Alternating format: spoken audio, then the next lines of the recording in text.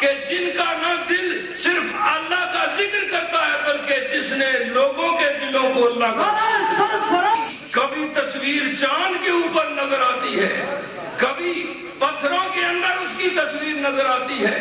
یہ چاند اور پتھر ہم تو گوہر شاہی کا تذکرہ اس لیے کرتے ہیں کہ گوہر شاہی نے ہمیں اللہ کا ذکر سکھایا ہے، یہ چاند اور یہ پتھر کیوں گوہر شاہی کا تذکرہ کرتے ہیں؟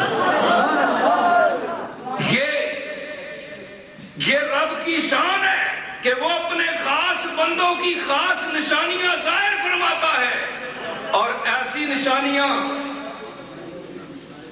بعض لوگ یہ کہتے ہیں کہ کسی اور کی تصویر چاند میں نظر نہیں آئی، گوہر شاہی کی تصویر چاند میں کیوں نظر آئی؟ میں کہتا ہوں حضرت صالح علیہ السلام کی اونٹنی پتھر سے نکلی، کسی اور کی اونٹنی کیوں نہیں نکلی؟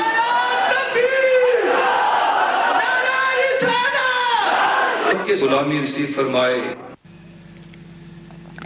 جشن گوہر شاہی کی اس تقریب میں ملک کے نامور قوال عزیز میاں نے بھی اپنی عقیدت کا اظہار فرمایا۔